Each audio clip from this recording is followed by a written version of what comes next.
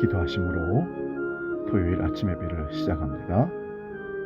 살아계신 아버지 하나님, 이번 한 주도 하나님의 은혜로 잘 살았음을 고백하며 또 하루를 마음의 무릎을 꿇고 주께 나아가 결단하며 잘 마무리하고 새로운 한 주를 맞이하기를 원합니다. 성령이 우리와 함께 해주시고 충만한 은혜로 이끌어 주시옵소서. 하나님을 찾고 내 인생을 하나님께 의탁하며 나아가는 믿음의 사람들이 어디에서든지 복을 누리게 하시고 그리스도 예수의 십자가의 능력을 나타내며 경험하며 아름다운 기쁨의 열매를 맺을 수 있도록 축복하여 주시옵소서. 오늘도 신이 성령을 통하여 역사하실 것을 간절히 바라고 믿으며 사도신경으로 신앙을 고백합니다. 나는 전능하신 아버지 하나님, 천지의 창조주를 믿습니다. 나는 그의 유일하신 아들 우리 주 예수 그리스도를 믿습니다. 그는 성령으로 잉태되어 동정녀 마리아에게서 나시고 본디오 빌라도에게 고난을 받아 십자가에 못 박혀 죽으시고 장사된 지 사흘 만에 죽은 자 가운데서 다시 살아나셨으며 하늘에 오르시어 전능하신 아버지 하나님 우편에 앉아 계시다가 거기로부터 살아있는 자와 죽은 자를 심판하러 오십니다. 나는 성령을 믿으며 거룩한 공교회와 성도의 교제와 죄를 용서받는 것과 몸의 부활과 영생을 믿습니다. 아멘.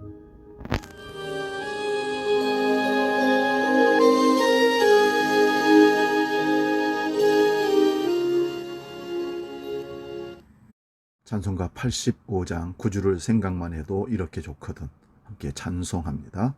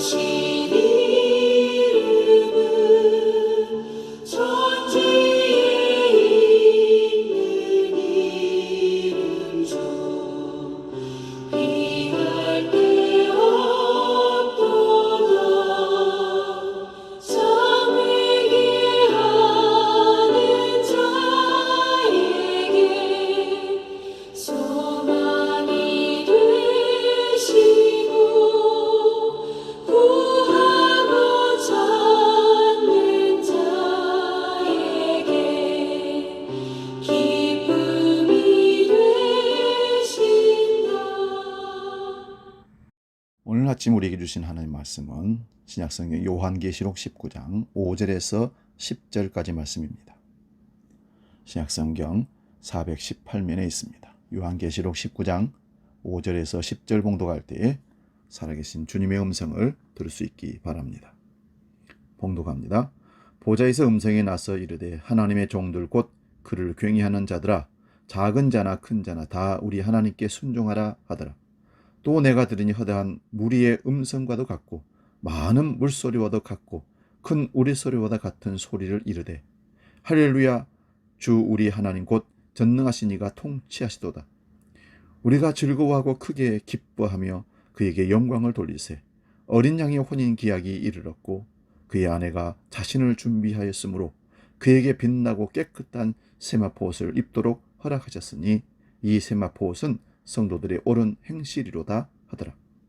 천사가 내게 말하기를 기록하라. 어린 양의 혼인잔치에 청함을 받은 자들은 복이 있도다 하고 또 내게 말하되 이것은 하나님의 참되신 말씀이라 하기로 내가 그 발 앞에 엎드려 경배하려 하니 그가 나에게 말하기를 나는 너와 및 예수의 증언을 받은 네 형제들과 같이 된 종이니 삼가 그리하지 말고 오직 하나님께 경배하라.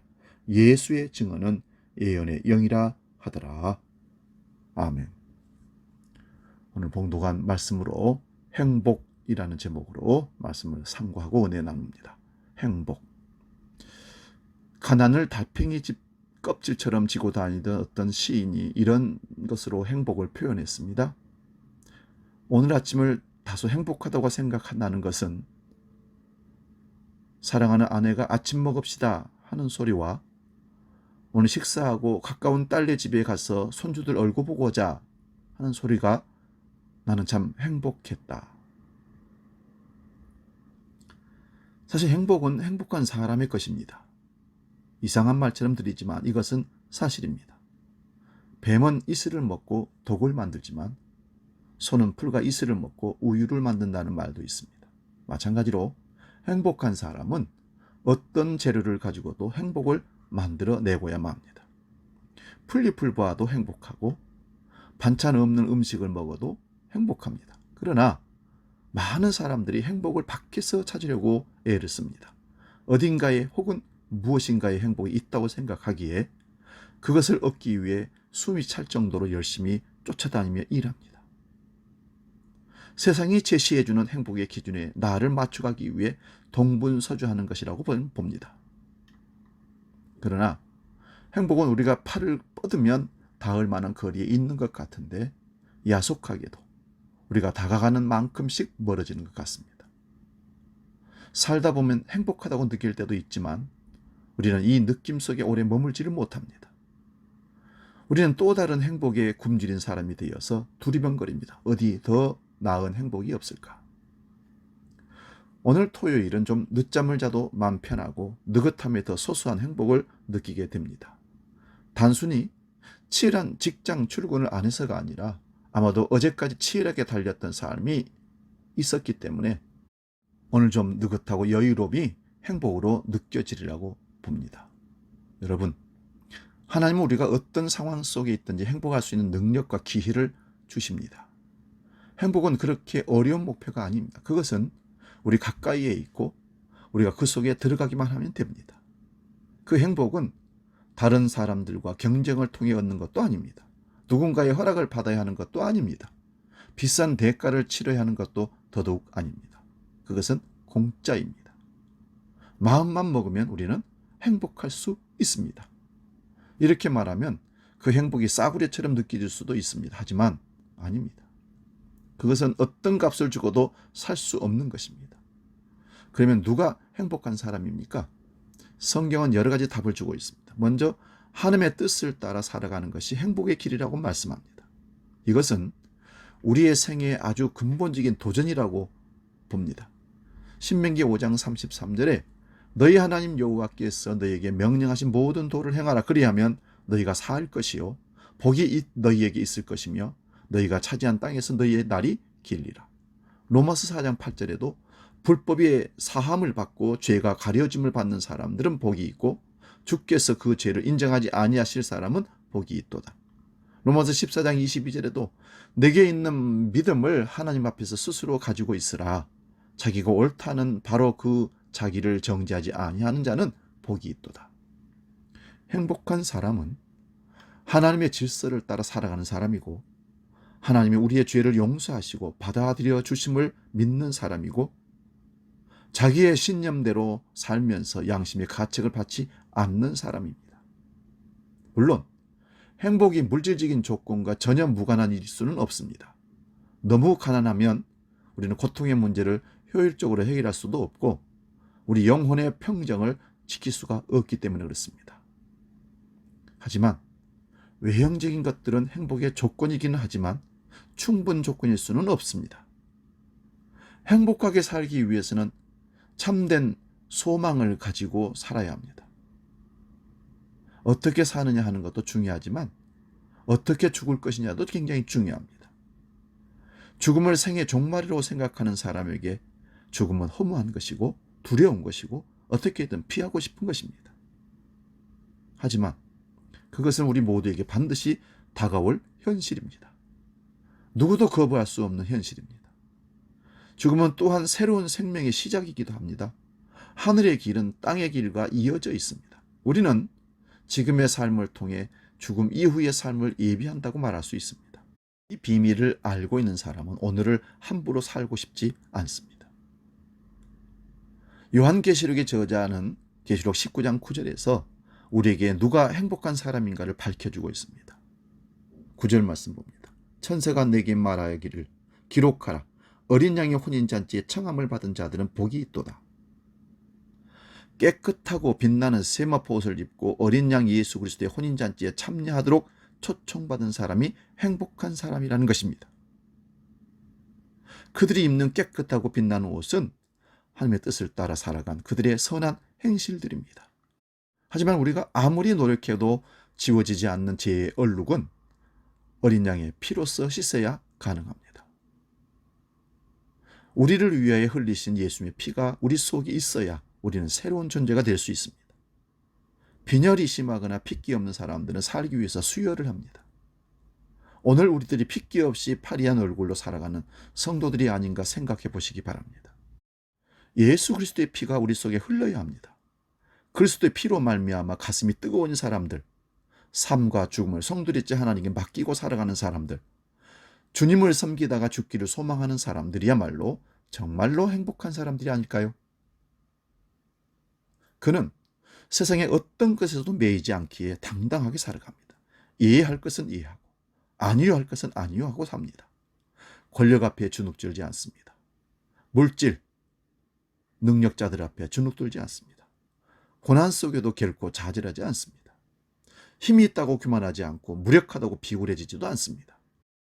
우리는 생명의 주인이신 하나님이 마련하신 어린 양의 혼인잔치에 초대를 받았습니다. 물론 그 잔치에 참여하기까지 우리가 이 땅에서 겪어야 할 일들을 힘겹게 겪을 수도 있습니다. 하지만 그 잔치에 참여할 기쁨으로 하루하루를 살아간다면 우리는 현실이 아무리 무게 있게 우리를 짓누르고 다가온다 할지라도 이겨낼 수 있을 줄로 믿습니다.